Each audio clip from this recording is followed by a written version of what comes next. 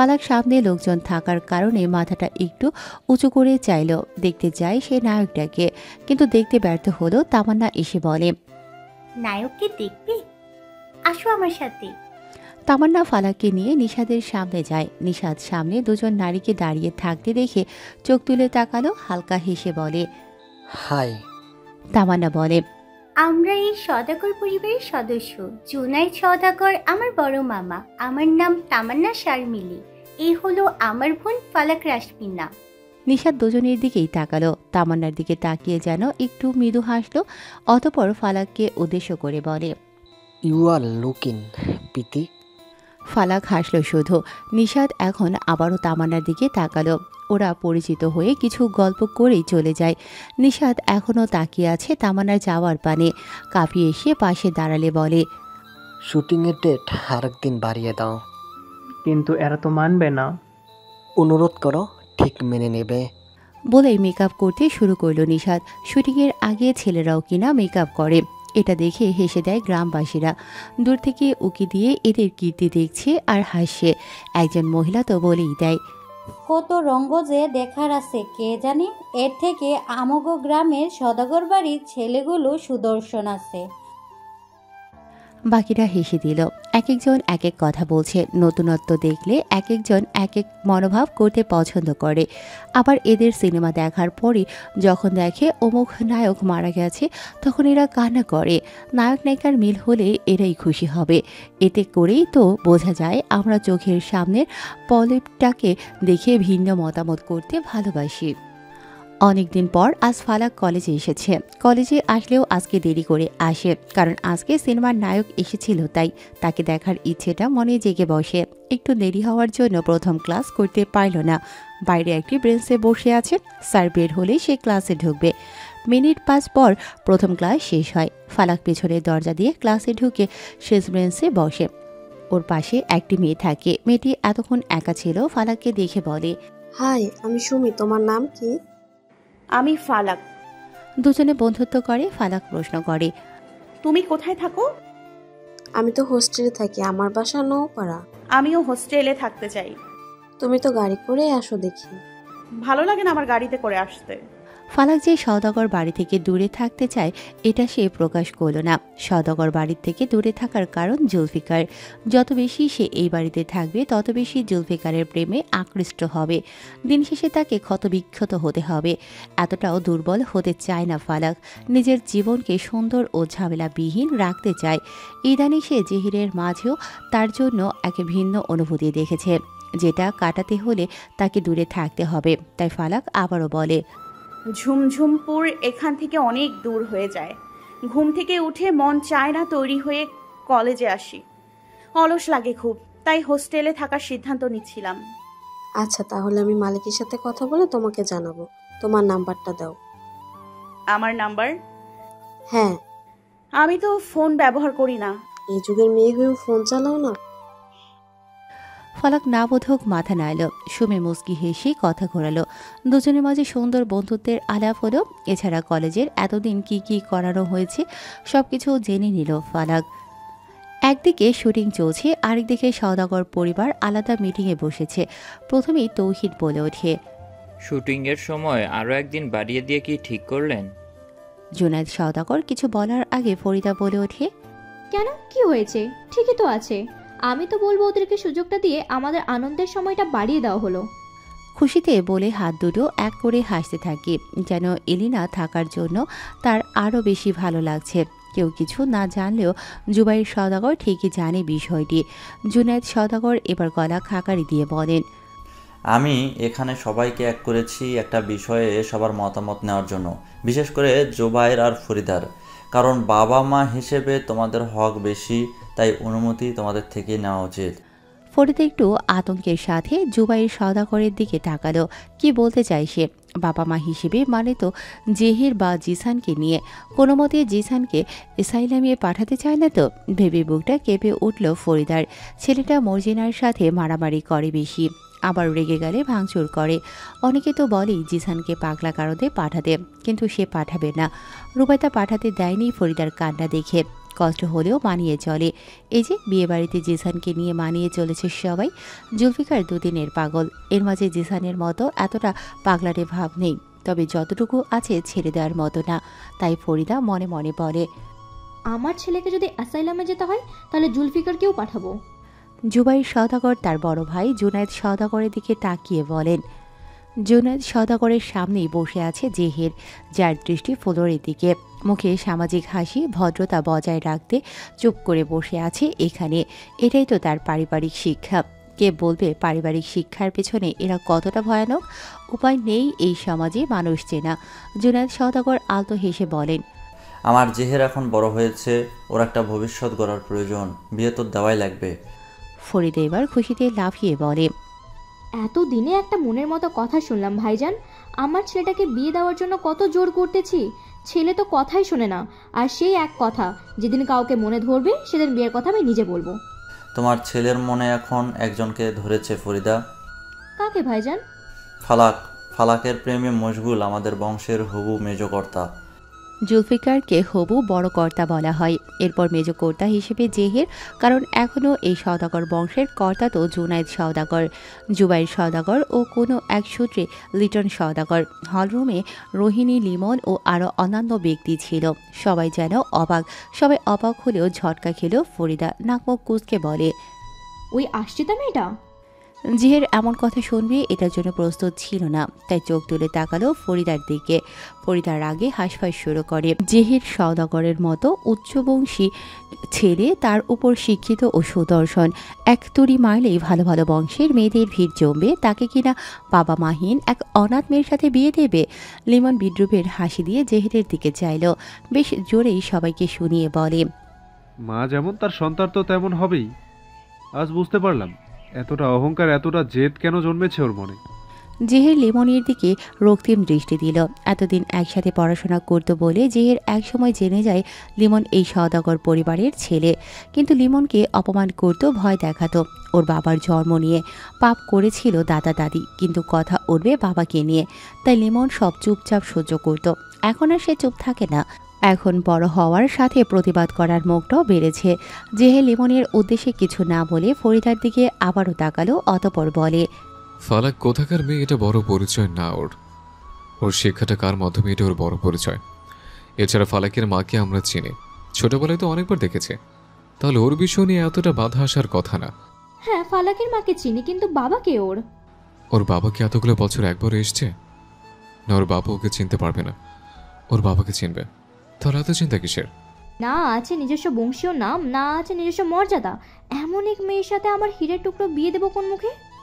জুনায়েদ সওদাগর কোনো কথা বললেন না বলে ভেবে নিলেন রুবাইদা নিজেও নীরব দর্শক হয়ে থাকবে, কারণ এখন মা ছেলের ব্যাপার। ছেলের বিয়ের বিষয়ে মায়ের মতামত থাকবে। যে মা জন্ম দিয়ে কষ্ট করে বড় করেছে তাকেই তো সিদ্ধান্ত নিতে হবে। মা হিসেবে ফরিদার চাওয়া পাওয়া থাকতেই পারে, সে যেমনই হোক।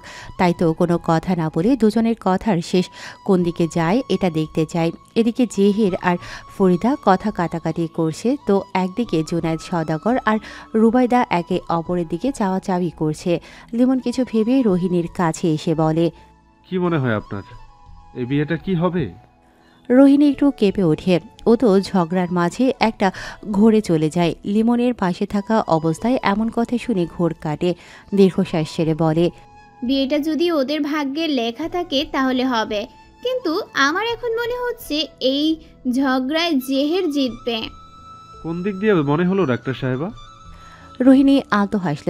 ডাক্তার সাহেবা নাম শুনে একটু হেসে বলে, আজকাল জেনারেশনটাই এমন যে বাবা মায়ের সিদ্ধান্তের থেকেও প্রখর সিদ্ধান্ত নেয় ছেলেমেয়েরা।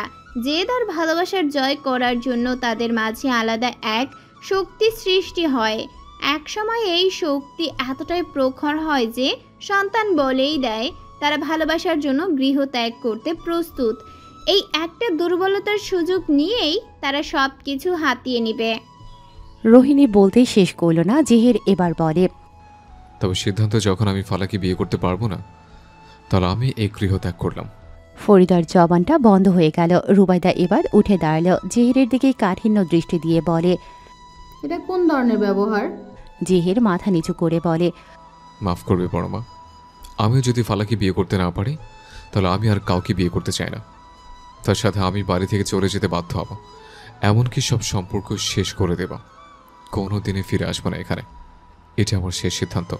ফরিদা পিছিয়ে গেল। জুবাইর সওদাগর আগলে নিলেন। জুবাইর সওদাগর যেন জেহিরের মাঝে জুনায়েদ সওদাগরকে খুঁজে পেল। ঠিক এমনটাই করেছিল রুবাইদাকে পেতে। চেহারা ও শারীরিক গঠন বাবার মতো হলেও সিদ্ধান্ত ও জেদ যেন চাচার মতো। জুবাইর সওদাগর এবার নিজের স্ত্রীর মাথায় হাত রেখে বলেন,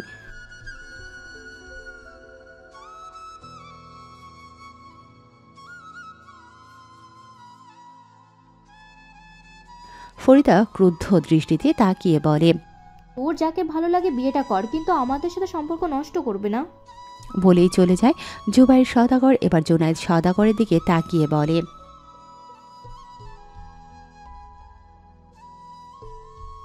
আমরা ওর সাথে কথা বলবো, কিন্তু এখানে বাবা মা হিসেবে তোমাদের গুরুত্ব দেওয়া হয়েছে। এবার ফালাক আসলে ওর থেকেও মতামত নেওয়া হবে। জুবাইর সওদাগর আর কোনো কথা না বলে আড়তে চলে গেলেন। জুনায়েদ সওদাগর আজ শোরুমে যাবেন। দরজার আড়ালে দাঁড়িয়ে সব কথা শুনছিল জুলফিকার। সব কিছু শুনে সে পিছু নিল ফরিদার। আপাতত তাকেই তো তার কাজে লাগবে। বেশ কিছুদিন থেকেই দেখছে ফালাককে সে সহ্য করতে পারে না। ফরিদাকে সামলাচ্ছে জাহানারা সওদাগর। ওদের কথা শুনে বোঝা গেল তারা বিয়ে ভাঙার ব্যবস্থা করবে। জুলফিকার সব শুনে বিড়বিড় করে বলে, তোমরা যতই পরিকল্পনা করো না কেন, এগুলো ফিকে পড়ে যাবে। হবে তো সেটাই যেটা নিয়তিতে লেখা। বলে স্থান ত্যাগ করে জুলফিকার ঘরে এসে নিজের আলিশান বিছানায় মাথা এলিয়ে দিল। বর্তমানে পাগল হওয়ার জন্য তাকে কোনো কাজ করতে হয় না, অথচ মাস শেষে ব্যবসার টাকার প্রথম অংশ তার নামের ব্যাংকেই আসে। এবারেও এসেছে টাকাটা। এটা দেখে জুলফিকার ঘর কাঁপিয়ে হেসে বলে, পাগল হয়েও যদি বেনিফিট থাকে তো সেই পাগল আমি বারবার হতে চাই। ফালাক কলেজ থেকে এসেছে মাত্র। এসেই গোসল করে খাবার টেবিলে বসলো। এলিনা আজকে ফালাকের দিকে গম্ভীর দৃষ্টিতে তাকিয়ে আছে। ফালাক দেখেও কিছু বুঝল না। রোহিণী এসে ফালাককে বলে, কি হয়েছে তোমার? কই কিছু না তো। রোহিণী ভাত বেড়ে দিল। ফালাক বলে, তুমি কেন কষ্ট করছো, আমি নিয়ে নিচ্ছি। সমস্যা নেই, তোমার শরীরের জন্য যেটা ভালো আমি সেই খাবারের জোগাড় করেছি। সামনে শাক ভাজি, আলু ভাজি, হাঁসের ডিম সিদ্ধ, গরুর মাংস রান্না করে রাখা। ফালাক বলে ওঠে, এতগুলো আমি খাবো? হ্যাঁ তুমি খাবে। সকালে একটা ডিম সিদ্ধ খেয়েছি, এখন আর খাবো না। খেতে হবে ফালাক, তুমি কাল 2 বার দুর্বল হয়েছিলে, এখন এগুলো খেয়ে শক্তি বাড়াও। ফালাক খাবার শেষ করে রোহিণী অনলাইনে ডক্টরের সাথে জুলফিকারের শরীরের অবস্থা নিয়ে কথা বলছে। জুলফিকার কোনোদিন কেমন ব্যবহার করে এগুলো নিয়ে প্রতিনিয়ত জানায় তাদেরকে। সব শুনে ডক্টর বলে, যদি জুলফিকারের মেন্টাল কন্ডিশন স্বাভাবিক থাকে তো সবাইকে দেখতে হবে কোন কারণে স্বাভাবিক আছে। আমাদেরকে সেই কাজগুলো বেশি বেশি করতে হবে। আর যদি ও বেশি পাগলামি বা উত্তেজিত হয় তাহলে কেন এমনটা হচ্ছে এটাও লক্ষ্য করতে হবে।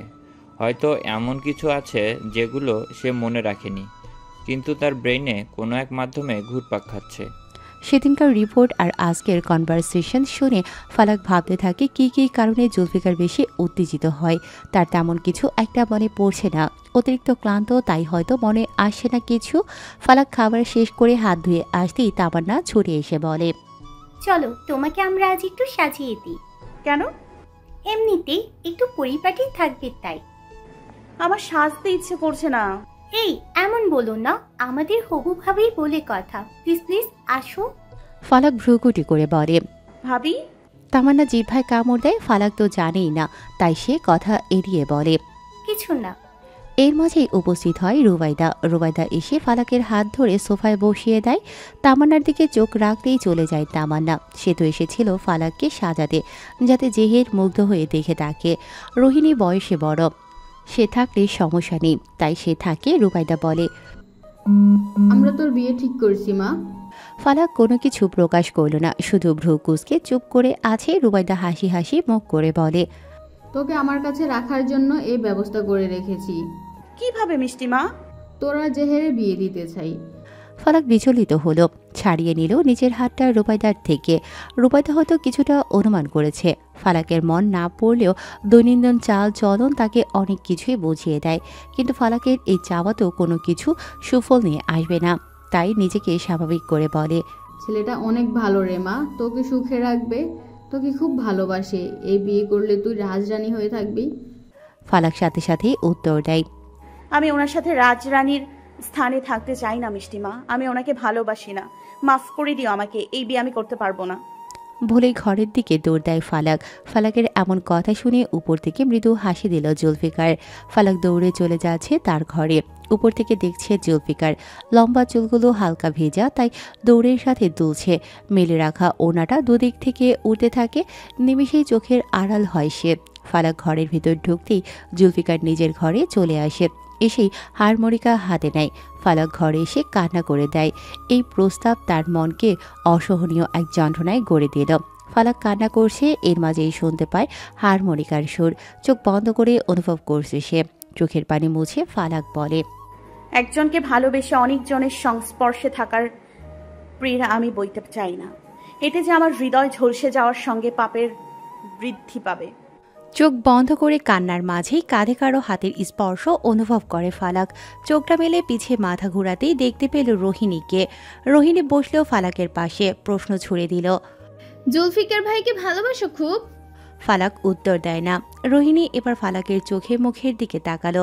ফালাক এবার উত্তর দিল, অজান্তে এসে গেছে তার প্রতি ভালোবাসা। আমি তো এই ভালোবাসাকে আহ্বান করিনি। নির্লজ্জ অনুভূতি নিজে থেকেই মনেতে বাসা বেঁধেছে। কিন্তু সে তো তোমার জন্য নয়, সে অন্য নারীতে মত্ত। খুব কঠিন ভালোবাসে তোমার ভালোবাসার ব্যক্তি অন্য নারীকে। জানি আমি এগুলো। তবুও কেন ভালোবাসলে তাকে? আমি তো বললামই আমার ভালোবাসায় আমার জোর ছিল না। হ্যাঁ, তোমরা এটা বলতে পারো আমি চাইলে এখন ওনার থেকে দূরে যেতে পারি, কিন্তু ওনাকে ভালোবেসে যে ভুল আমার হয়েছে ওটা আমি চাইলেও অস্বীকার করতে পারবো না। ভালোবাসা নিয়ে এত বড় মিথ্যা কথা বলা কি আদৌ সম্ভব? আমি তো পারছি না এই মিথ্যাটা বলতে। এটা সত্যি ভালোবাসাকে কেউ নিজের মধ্যে চালাতে পারে না। এটা মনের সুপ্ত অনুভূতি, হুট করে এসে মনকে বেশিয়ে দিয়ে চলে যায়। বিশেষ করে তখন যখন ভালোবাসার ব্যক্তিটি তোমারই নেই। বোঝোই যখন, তবে একা আমাকে কেন দোষী করছো? ভুলে যেতে না পারলেও ভুলে যাও তাকে। চেষ্টা করব, বাকিটা জানি না কি হবে। জীবনের নতুন পুরুষের আগমন করেই দেখো। সম্ভব না অতি দ্রুত এমনটা করা। তুমি যাকে চাইছো সে সজ্ঞানে তোমাকে চাইবে না। নাই বা পেলাম তাকে, তাই বলে তার হয়ে আমি ব্যতিক্রম কিছু খুঁজতে পারি না। সুখে থাকার জন্য একটা মজবুত হাতের প্রয়োজন। সুখের জন্য যেমন মজবুত হাত প্রয়োজন, ঠিক তেমন সেই মজবুত হাতের ব্যক্তিকেও সুখ দেয়া প্রয়োজন। আমার দুঃখ মোচনে যে আমাকে পরম যত্নে আগলে রাখবে, তাকেও বা কি করে অযত্নে অসুখে রাখি? কতদিন সইতে পারবে সে আমার থেকে মিথ্যে ভালোবাসা? রোহিণী থমকে গেল। খুব ভালো করেই বুঝলো ফালাক কি বোঝাতে চেয়েছে। আসলেও তো ব্যাপারটা এত সহজ নয়। জেহেরকে ভালোবাসে না ফালাক, এটা জেনেও জেহের তাকে বিয়ে করতে চায় শুধুমাত্র ভালোবাসে বলে। কিন্তু বৈবাহিক সম্পর্কের পর জেহের তো চাইবে তার সহধর্মিণী তাকেই ভালোবাসুক। ফালাক যে হুট করে জুলফিকারকে ভুলে যেতে পারবে এমনটারও তো আশা করা যায় না। খুব কঠিনভাবে ফেসে গেছে সে। দরজায় কড়া নাড়ল রুবাইদা। শব্দ পেয়ে সেদিকে তাকালো ফালাক ও রোহিণী। রুবাইদাকে দেখে ফালাক রোহিণীর পাশে বিড়বিড় করে বলে, মিষ্টি মাকে এগুলো বলবে না, শুনলে কষ্ট পাবে। রোহিণী মৃদু হাসল। তাকে কি আর বলতে হয়, সে তো জানেই এইসব। রুবাইদা ভিতরে ঢুকে রোহিণীকে বলে, আমি ওর সাথে একা কথা বলতে চাই। রোহিণী মাথাটা উপর নিচ করে চলে গেল। ফালাক চোখের পানি মুছে তাকালো রুবাইদার দিকে। রুবাইদা এক অপরাধ বোধে ভুগছে। সে নিজেও তো চায় ফালাক আর জুলফিকার এক হোক, কিন্তু এই চাওয়ার ভবিষ্যৎ নেই। জুলফিকার এখন পাগল, আর সুস্থ হওয়ার যে চান্স দেখা যাচ্ছে তাতে হুট করে ফালাককে এভাবে ভালোবাসা দেখাবে না। ফালাক মেয়েটাকে এতটা ঘোরালো পেঁচানো জীবন না দিয়ে সোজাসাপটা সুখী জীবন দিতে চাই রুবাইদা। ফালাক এখন আবেগে ভাসেন। এই একতরফা ভালোবাসা নিয়ে জীবনটা কঠিন হয়ে যাবে তার। এটা ভেবে রুবাইদা নিজেও কষ্ট পেল। কেন তার আর তার ছেলের জীবন এমন এলোমেলো? অন্যদের মতো হলেও তো হতো। আফসোসকে মনে চাপা দিয়ে ফালাককে উদ্দেশ্য করে বলে, জেহের অনেক ভালো একটা ছেলে। ওর মধ্যে দায়িত্ববোধ আছে, সততা আছে, সভ্যতা আছে। ও বিনয়ী হতে জানে, তোকে আগলে রাখতেও জানে। সব থেকে বড় কথা, তুই ওর জীবনের প্রথম ভালোবাসা। তোর তো বিয়ের বয়স হয়েছে। আমি যে ফারজানাকে কথা দিয়েছি তোর একটা সুস্থ জীবন উপহার দিব। ফালাক নরম চাহনি দিল রুবাইদার দিকে। জুলফিকারের জন্য অসহায়ত্ব দেখতে পেল যেন সেখানে রুবাইদা, তবুও মনকে শক্ত করে বলে, তুই জাহিরকে বিয়ে করতে অমত করিস না মা। আমি ওনার সাথে সুখে থাকতে পারবো না। আমি এই সওদাগর বাড়ির কাউকেই বিয়ে করতে চাই না। কেন? সওদাগর